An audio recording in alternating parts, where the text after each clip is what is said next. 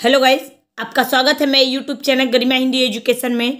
जैसा कि हम लोग रोजाना तीसरी पीएचडी के एग्जाम में पूछे जाने वाले कुछ महत्वपूर्ण प्रश्नों को हल करते हैं, तो हम पढ़ जो रहे हैं वो टॉपिक है हमारा आधुनिक काल। आज हम आधुनिक काल के अंतर्गत द्विवेदी युग को पढ़ेंगे, यानी कि द्विवेदी युग से जो क्वेश्चन महत्वपूर्ण होंगे मैं उन क्वेश्चनों को डिटेल के साथ कराऊंगी। आज का हमारा पहला क्वेश्चन है, द्विवेदी युग का नामकरण किसके नाम पर हुआ है? शांति प्रिय द्विवेदी, महावीर प्रसाद द्विवेदी, हजारी प्रसाद द्विवेदी या राम अवध द्विवेदी? तो देखिए, द्विवेदी युग का नामकरण जो है किसके नाम पे पड़ा है? तो द्विवेदी युग का नामकरण पड़ा है आचार्य महावीर प्रसाद द्विवेदी के नाम पे। किस पे? आचार्य महावीर प्रसाद द्विवेदी। ऑप्शन नंबर 2 क्या हो जाएगा? करेक्ट हो जाएगा।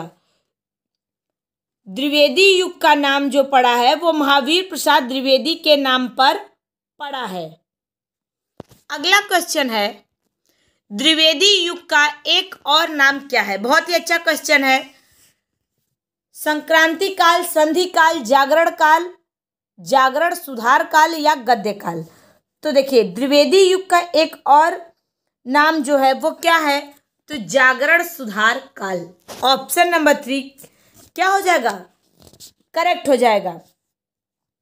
अगर ये क्वेश्चन ऐसे भी पूछ सकता है कि द्विवेदी युग को जागरण सुधार काल किसने कहा था, तो वो कहा था डॉक्टर नगेंद्र ने। किसने? डॉक्टर नगेंद्र ने। और राम कुमार वर्मा ने आदि काल को क्या कहा था? संधि काल। क्या कहा था? संधि काल। और रामचंद्र शुक्ल ने आधुनिक काल को गद्य काल कहा था। लेकिन जागरण सुधार काल किसने कहा था? तो डॉक्टर नगेंद्र ने। किस युग को कहा था? द्विवेदी युग को कहा था। अगला क्वेश्चन है, आचार्य महावीर प्रसाद द्विवेदी रचित अर्थशास्त्र विषयक ग्रंथ है। अर्थशास्त्र की भूमिका, आर्थिक व्यवस्था, भारतीय अर्थनीति या संपत्ति शास्त्र? तो देखिए, आचार्य महावीर प्रसाद द्विवेदी द्वारा रचित अर्थशास्त्र विषयक ग्रंथ जो है वो है संपत्ति शास्त्र।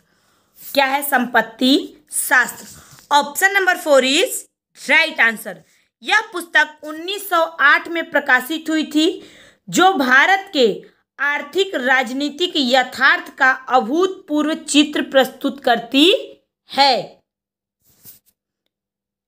अगला क्वेश्चन है, प्राचीन पंडित और कवि किसकी रचना है?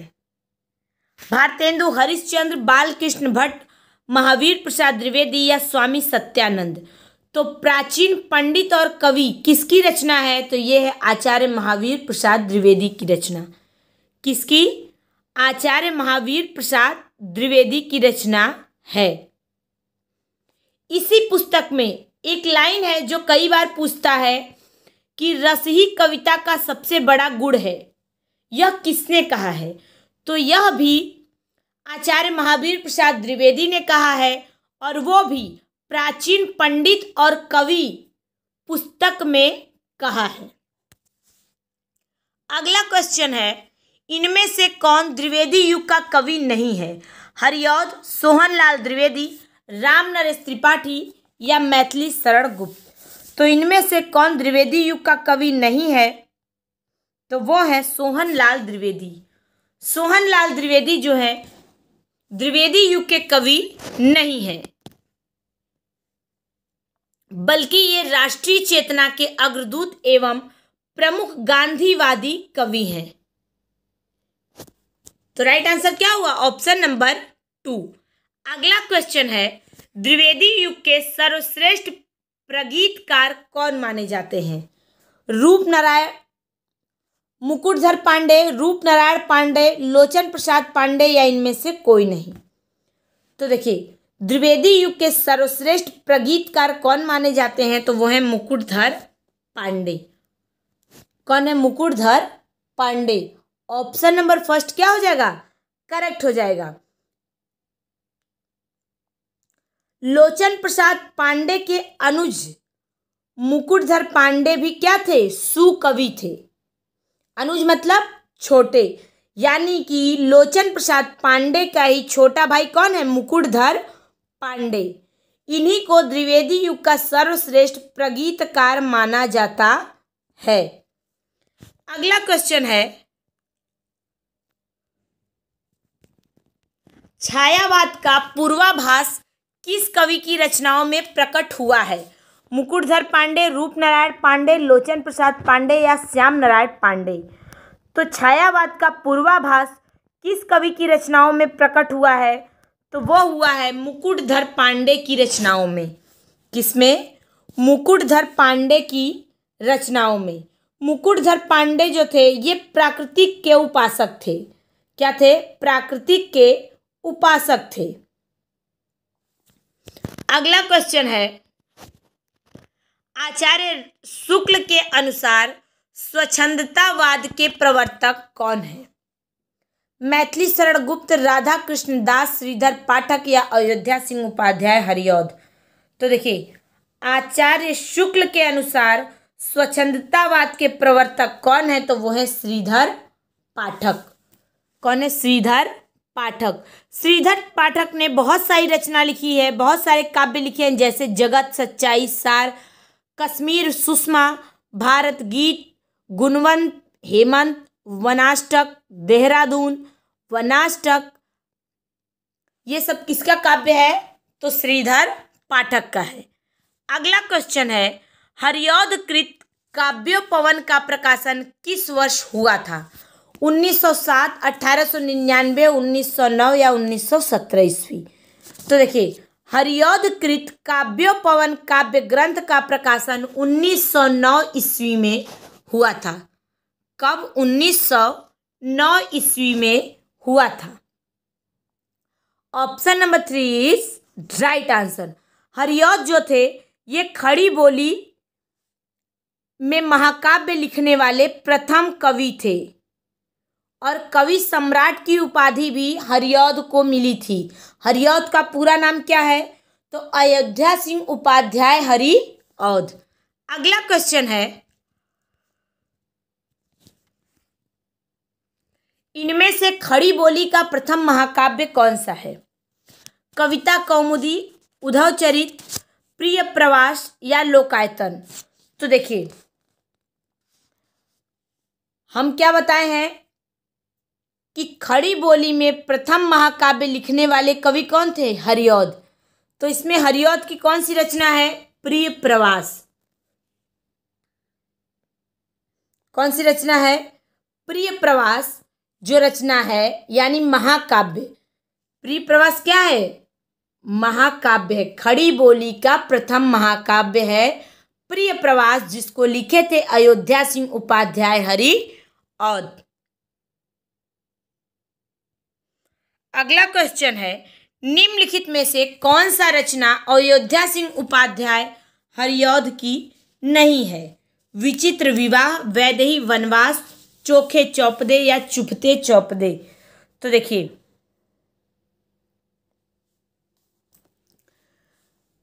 इनमें से अयोध्या सिंह उपाध्याय हरिऔध का कौन सा रचना नहीं है? तो वो है ऑप्शन नंबर फर्स्ट, विचित्र विवाह। विचित्र विवाह जो है ये अयोध्या सिंह उपाध्याय हरिऔध की रचना नहीं है। ये किसकी है? रामचरित उपाध्याय की है। किसकी है? रामचरित उपाध्याय की रचना है। वैदेही वनवास, चोखे चौपते या चुपते चौपते, ये तीनों रचनाएं किसकी हैं? हरिऔध की हैं। अगला क्वेश्चन है, द्विवेदी युगीन साहित्य में किस प्रवृत्ति की प्रमुखता नहीं है?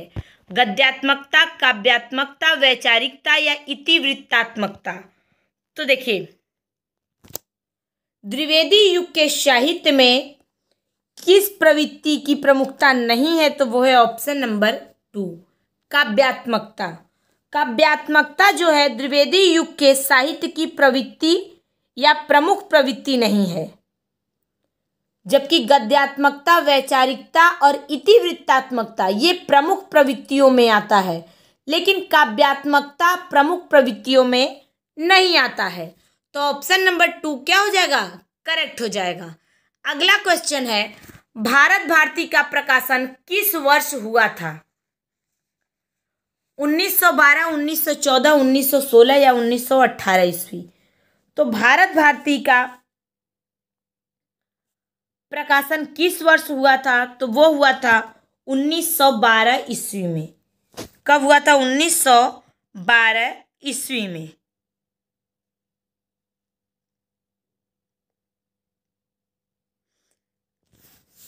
तो राइट आंसर क्या हुआ? Option number first. अगला क्वेश्चन है, निम्नलिखित में से किसान के रचनाकार कौन है? मैथिली शरण गुप्त, निराला, हरिऔध या फिर जयशंकर प्रसाद। तो किसान के रचनाकार कौन है? तो वो है मैथिली शरण गुप्त। कौन है? Maithili Sharan Gupt. Option number two क्या फर्स्ट क्या हो जाएगा? करेक्ट हो जाएगा। मैथिली शरण गुप्त को ही राष्ट्र कवि की संज्ञा दी गई थी और गुप्त जी को ही 1954 में पद्म भूषण से सम्मानित किया गया था। अगला क्वेश्चन है, निम्नलिखित में से कौन सी रचना मैथिली शरण गुप्त का काव्य नहीं है? सिद्धराज, जय भारत, हिडिंबा या कृषक क्रंदन। तो मैथिली शरण गुप्त का काव्य रचना कौन सा नहीं है? तो वो है ऑप्शन नंबर 4, कृषक क्रंदन। कृषक क्रंदन जो है वो मैथिली शरण गुप्त का काव्य रचना नहीं है। ऑप्शन नंबर क्या हो जाएगा? 4 हमारा करेक्ट हो जाएगा।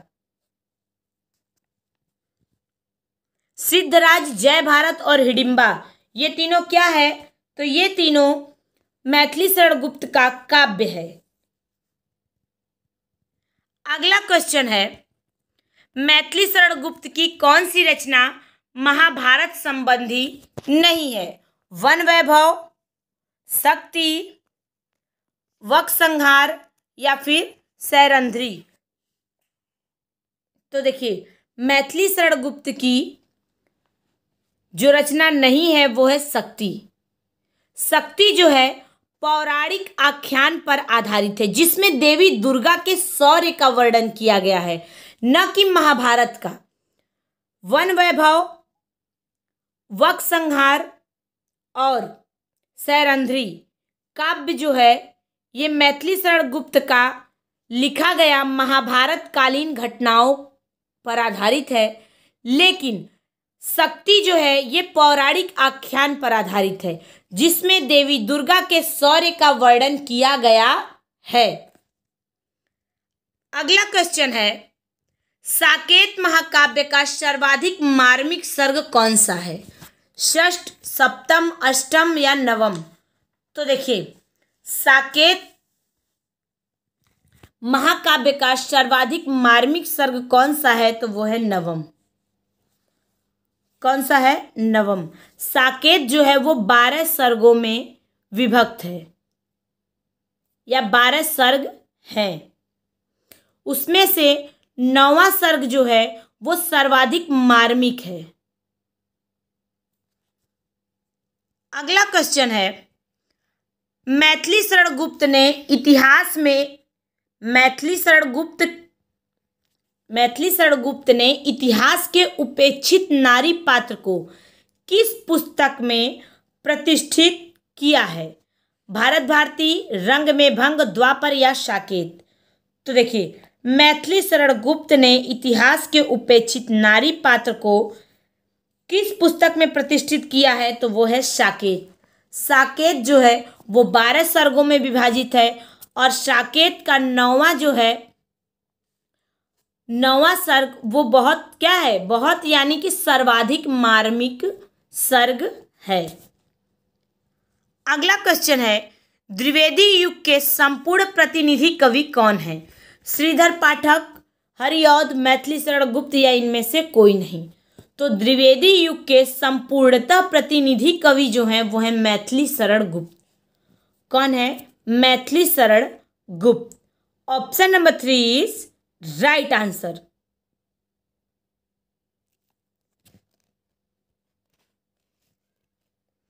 अगला क्वेश्चन है, साकेत की रचना का मुख्य उद्देश्य क्या था?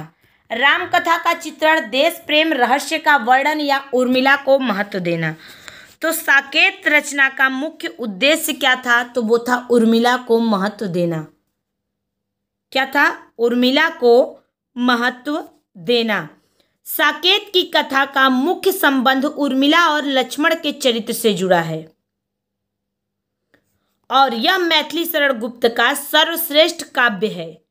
कौन सा? साकेत। इसकी कथा अयोध्या को केंद्र में मानकर लिखी गई थी। इस काव्य का प्रारंभ जो है अयोध्या के राजमहल में होने वाले उर्मिला और लक्ष्मण के विनोद से होता है। तो राइट आंसर क्या हुआ? Option number 4। यानी साकेत रचना जो मैथिली शरण गुप्त ने लिखा था उनका मुख्य क्या था? तो उर्मिला को महत्व देना। यानी अयोध्या में ये रचना स्टार्ट होती है अयोध्या के राजमहल से, जिसमें लक्ष्मण और उर्मिला के विनोद से प्रारंभ होता है। तो राइट आंसर क्या हुआ? Option number 4। ये रहा हमारा आज का क्वेश्चन। मुझे उम्मीद है सभी लोगों को समझ में आया होगा। सभी लोग ध्यान से देखें। Thank you so much.